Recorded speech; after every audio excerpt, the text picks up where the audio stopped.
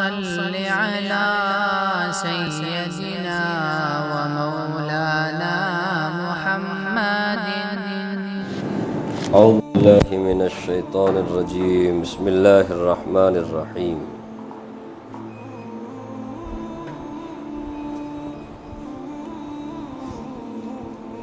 يوم يجمع الله الرسل فيقول ماذا أجبتم قالوا لا علم لنا إنك أنت علام الغيوب. یہ سورہ مائدہ کی ایک آیت آپ کے سامنے پڑھی گئی، 109. پچھلی آیتوں میں وصیوں کے بنانے اور اس کا جو طریقہ کار ہے، اس کا جو قانون ہے، اس کا ذکر تھا. وصی میت کے مال جائیداد کو وارثین کے سپرد کرنے کے بعد اگر اس میں کمی بیشی ہو جائے تو پھر اس کا کیا طریقہ ہے، کیا قانون ہے، اس کو تفصیل سے بیان کیا گیا تھا. یہ جو آیت ہے، میں نے ایک ہی آیت پڑھی ہے. اس آیت کریمہ میں اللہ تبارک و تعالی نے قیامت کا ایک نقشہ کھینچا ہے، قیامت کا میدان کا ایک نقشہ. قیامت برحق ہے. تو اللہ تبارک و تعالی کے پیغمبروں کی جو لوگ بات نہیں مانے، جنہوں نے پیغمبروں کا مذاق اڑایا، پیغمبروں کی نافرمانی کی، تو اللہ تبارک و تعالی ان سے اپنے غصے کا اظہار اس طرح کریں گے کہ بجائے ان سے پوچھنے کے پیغمبروں سے پوچھیں گے، پیغمبروں سے پوچھیں گے. سنیے، فرمایا یوم یجمع اللہ الرسل. اس دن کو یاد کرو جس دن اللہ تبارک و تعالی تمام پیغمبروں کو جمع کریں گے. یوم کے معنی دن، یجمع جمع کرنا. الرسل پیغمبر، رسول کی جمع رسول. جس دن اللہ تعالیٰ تمام پیغمبروں کو جمع کریں گے، حضرت آدم علیہ السلام سے لے کر حضرت محمد صلی اللہ علیہ وسلم تک تمام پیغمبران اس میں شامل، سب کو جمع کریں گے. جہاں تمام انسانوں کو اللہ جمع کریں گے، یہاں خاص کس کا ذکر ہے؟ پیغمبروں کو اللہ جمع کریں گے. اور فیقول، اللہ تبارک و تعالیٰ پوچھیں گے تمام پیغمبروں سے، ماذا اجبتم. اب اس کی کیا کیفیت ہوگی، کتنی اس ٹائم پہ دہشت ہوگی، آگے اس کا ذرا اندازہ آپ لگا سکتے ہیں. فیقول ماذا اجبتم، اللہ تعالیٰ پوچھیں گے تمہیں کیا جواب دیا گیا. تمہاری قوم نے تمہاری دعوت کا، جو تم نے ایمان کی، توحید کی دعوت دی، قوم کا رد عمل کیا رہا، ان کا ریئیکشن کیسا، یہ بتاؤ میرے کو. ماذا اجبتم، تم نے تو پیغام کو پہنچایا ہمارا، قوم نے کیا کیا. نہیں سمجھے؟ پیغمبروں کو کیا پوچھنا چاہیے تھا، آپ نے پہنچایا؟ یہ نہیں پوچھیں گے. وہ تو اللہ تبارک و تعالیٰ کو پکا ان لوگوں کو پہنچایا. اللہ تبارک و تعالیٰ اپنے غصے کا اظہار کن سے کریں گے؟ غصہ کس سے؟ نافرمانوں سے، جنہوں نے پیغمبروں کی بات نہیں مانی. اور سوال کس سے ہو رہا ہے؟ پیغمبروں سے.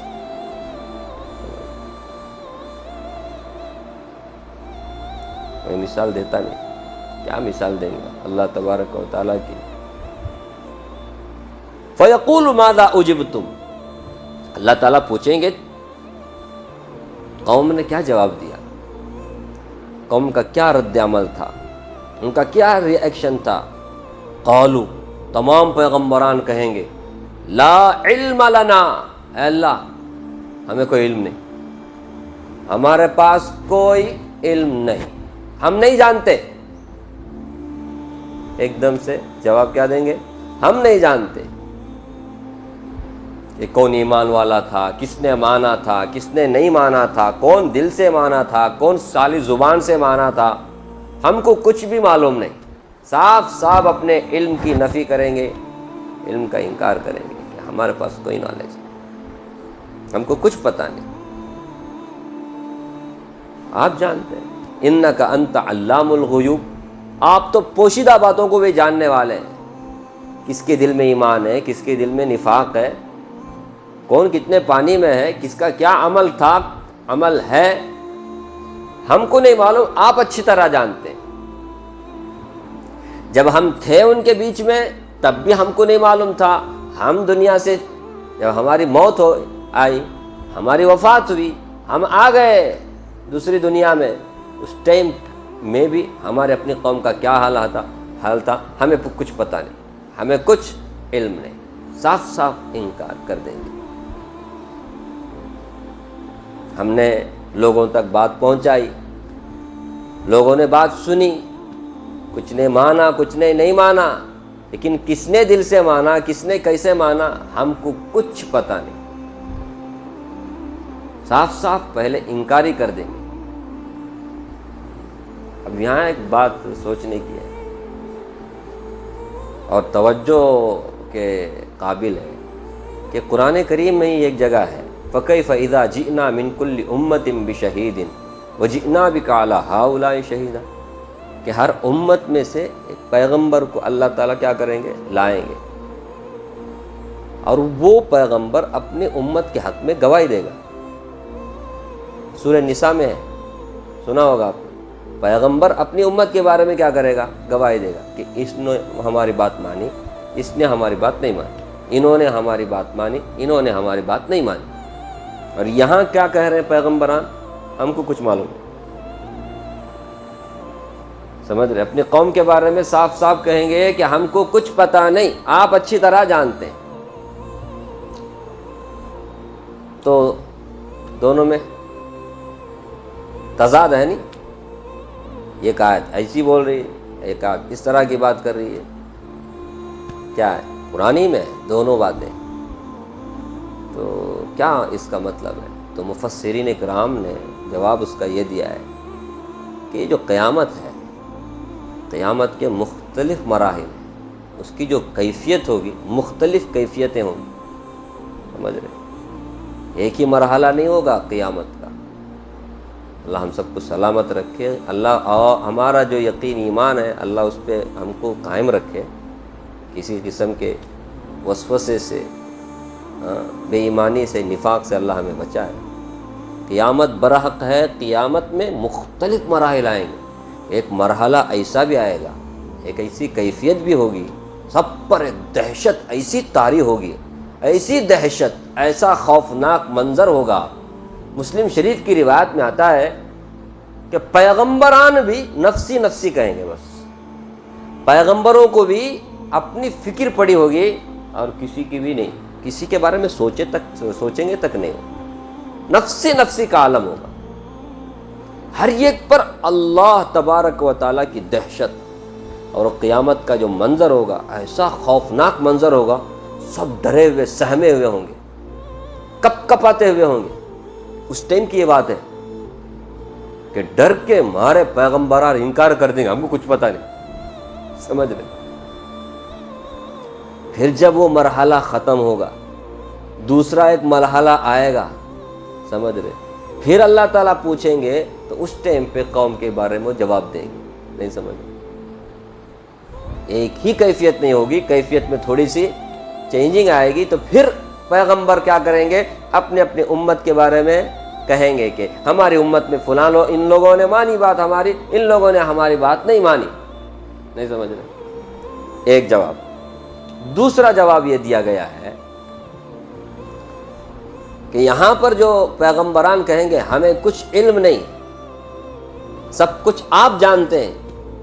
یہ اصل میں پیغمبران، تمام رسول اپنے کم علمی کو اللہ کے علم کے مقابلے میں اس کی نفی کریں گے.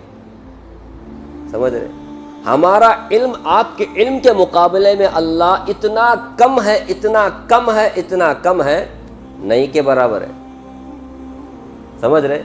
اللہ کا جلال، اللہ کی عظمت پیغمبروں پر ایسی چھائی رہے گی کہ اللہ سے کہیں گے اللہ آپ سب کچھ جاننے والے ہیں، آپ کے علم کے مقابلے میں ہمارا علم تو کچھ بھی نہیں سمجھ۔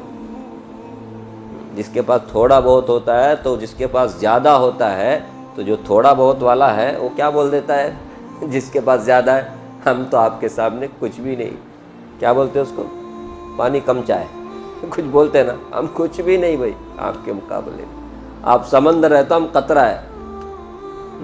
یہاں تو پیغمبران قطرے کی بھی بات نہیں کر رہے، کچھ بھی نہیں ہم لوگ آپ کے علم کے مقابلے میں، سب کچھ جاننے والے آپ ہیں، سمجھ رہے؟ یہ ایک بھی جواب دیا گیا، کچھ سمجھ میں آ رہا ہے؟ اور ایک تیسری بات یہ ہے کہ یہاں جو پیغمبران کہیں گے ہمیں کچھ علم نہیں، مطلب دل کے بارے میں، کون دل سے ایمان لایا ہے، کون دل سے ایمان نہیں لایا ہے، ہم کیسے بول سکتے ہیں فلاں لوگ مانے ہیں فلاں لوگ کون مانا ہے؟ اصلی حقیقت صرف کس کو معلوم، سمجھ رہے؟ زبان سے کہا ہوگا وہی مسلمان ہو بول کر، دل کی بات صرف اللہ آپ جانتے ہیں۔ اب ہم کہیں گے انہوں نے مانا انہوں نے نہیں مانا، کس کو معلوم ان لوگوں نے مانا کہ نہیں مانا؟ جن کو ہم بول رہے ہیں کہ یہ لوگ مان رہے ہیں وہ حقیقتاً بھی مان رہے ہیں یا چپ کا چپ ظاہری طور پہ مان رہے ہیں، سمجھ رہے؟ تو یہاں حقیقت کی نفی کر رہے ہیں کہ حقیقی علم دل سے کون مانا ہمیں پتہ نہیں، اللہ آپ اچھی طرح جانتے، کیونکہ پوشیدہ باتوں کو آپ جانتے ہیں، وہ بھی یہ پوشیدہ جو کہا گیا بار بار آپ سنتے، پوشیدہ ہمارے حساب سے، مخلوق کے حساب سے، ورنہ اللہ کے لیے کوئی چیز بھی پوشیدہ نہیں ہے۔ مخلوق کے حساب سے کوئی چیز چھپی ہوئی ہے، کوئی چیز دکھی ہوئی دکھ رہی ہے، اسی حساب سے کہا گیا چھپی ہوئی باتیں آپ اچھی طرح جانتے ہیں۔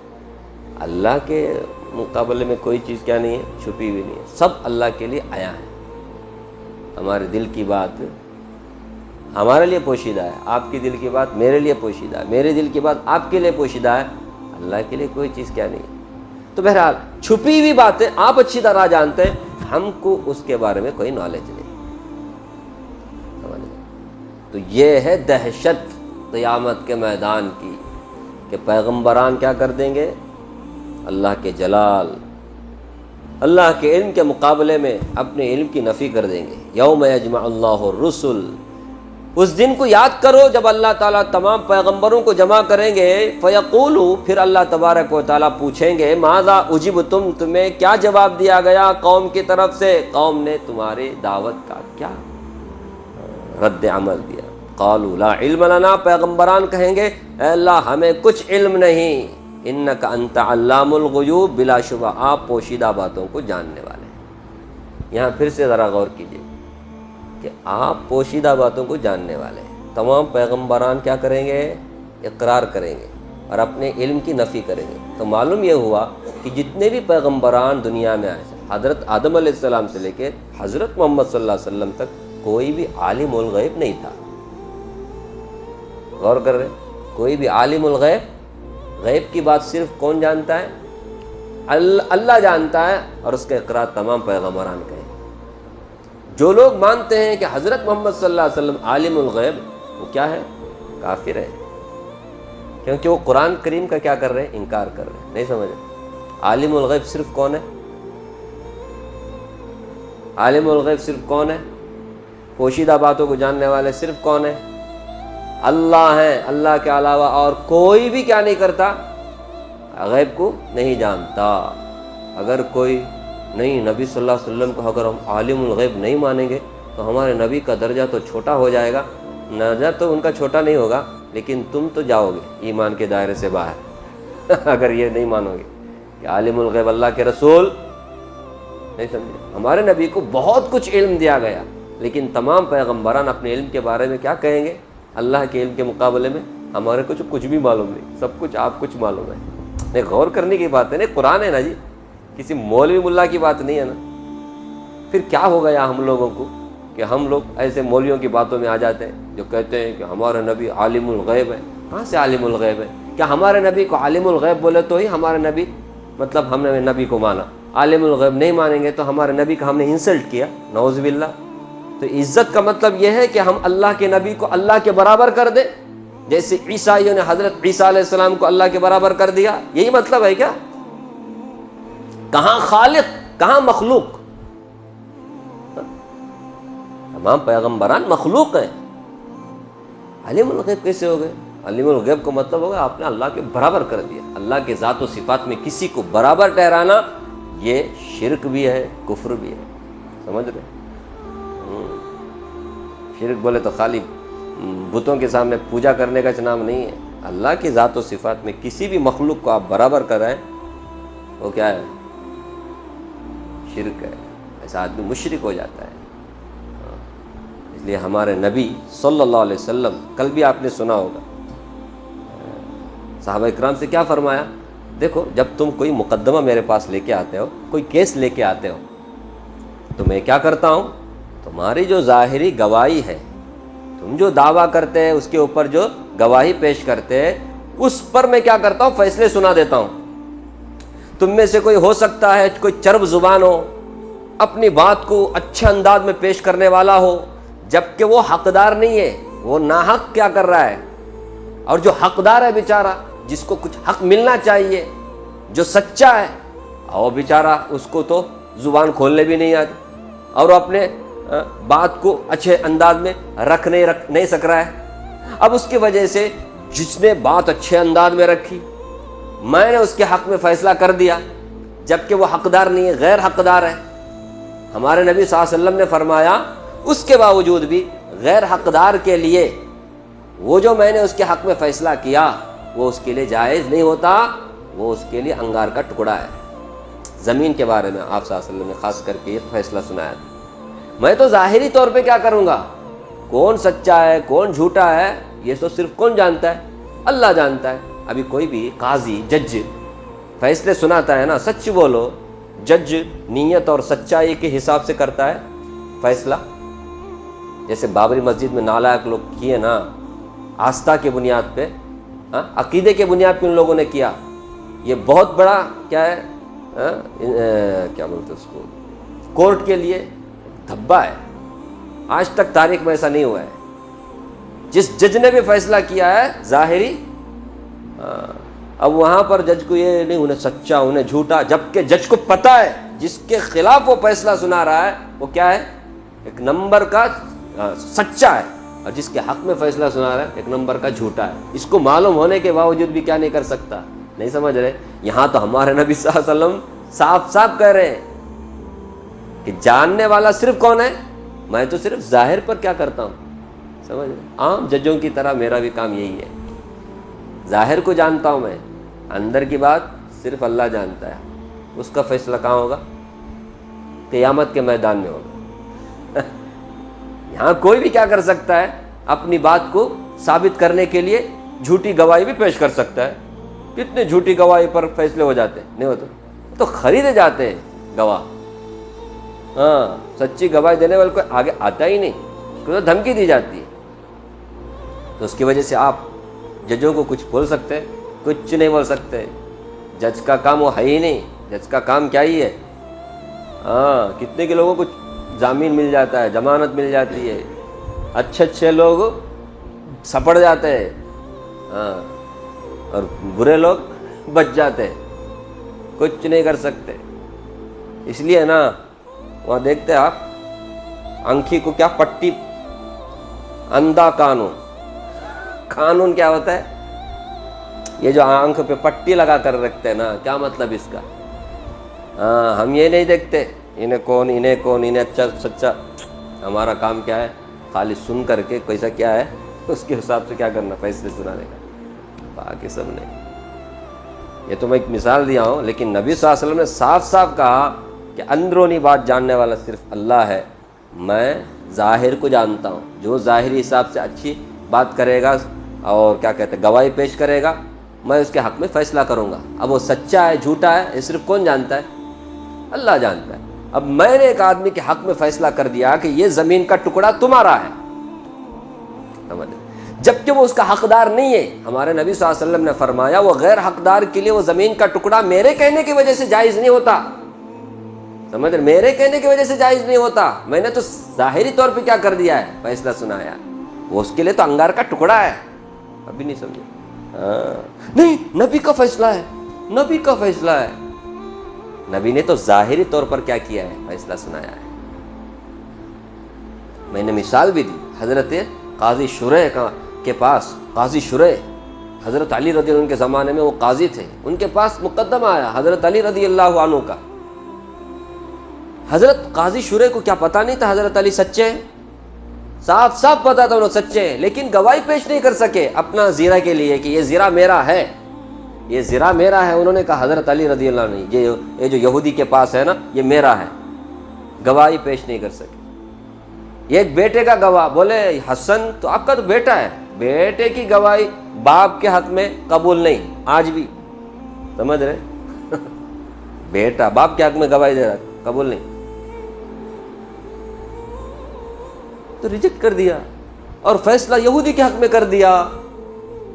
نہیں سمجھے؟ اب یہاں قاضی کو آپ ڈانٹیں گے، حضرت علی نے ڈانٹا نہیں، قاضی کا جو کام تھا وہ کیا انہوں نے، اور پھر یہودی کے حق میں فیصلہ ہو گئے. یہودی نے دیکھا جب باپ اور باپ، اسلام کتنا پیارا مذہب ہے یار، کتنا صاف ستھرا ہے، کتنے یہ اصولوں کے پابند ہے یار. مسلمان ہوا حضرت علی کے ہاتھ میں، یہ تو ذرا آپ کا ہی ہے، لیکن میں تو تعجب ہو گیا آپ کے اسلام کے قانون پر. کہ اسلام کیا سکھاتا ہے، سمجھ رہے؟ طرفداری سکھاتا نہیں اسلام، اسلام کیا سکھاتا ہے؟ یہی سکھاتا ہے. پھر وہ مسلمان ہوا. تو یہ ہے انک انت علام الغیوب. تمام پیغمبران کہیں گے اللہ جاننے والے غیب کو آپ ہی ہیں، ہم میں سے کوئی بھی کچھ بھی معلوم نہیں ہم لوگوں کو، صاف صاف کہہ دیں گے پیغمبران. اب آگے حضرت عیسیٰ علیہ السلام کا تذکرہ اللہ تعالیٰ کر رہے پورے آخری سورت تک، کم از کم 2 رکوع ہے. حضرت عیسیٰ علیہ السلام کا تذکرہ کر رہے ہیں کہ حضرت عیسیٰ علیہ السلام پر اللہ تعالیٰ کے جو انعامات کی بارش ہوئی، اللہ تعالیٰ نے کیسے کیسے انعامات، ان کا ذکر اللہ تعالیٰ کر رہے ہیں. یہ کیوں کر رہے ہیں اللہ تعالیٰ؟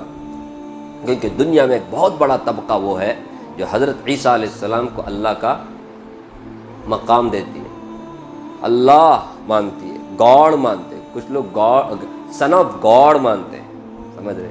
اس لیے ان لوگوں کا کیا کہتے ہیں، ان لوگوں کی ذہنیت کو، جو گندی ذہنیت ہے، اسے صاف ستھرا کرنے کے لیے حضرت عیسیٰ علیہ السلام کا تذکرہ ہو رہا ہے.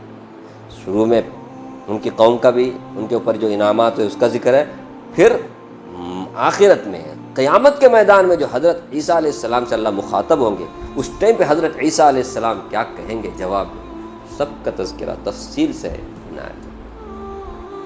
اللہ تعالیٰ انشاءاللہ آگے کل کی مجلس میں آپ سنیں گے. اللہ تعالیٰ سے دعا فرمائے اللہ تعالیٰ مجھے بھی آپ کو بھی اللہ کی کتاب پڑھنے، سمجھنے اور اس کے تقاضے پہ عمل کرنے کی توفیق عطا فرمائے.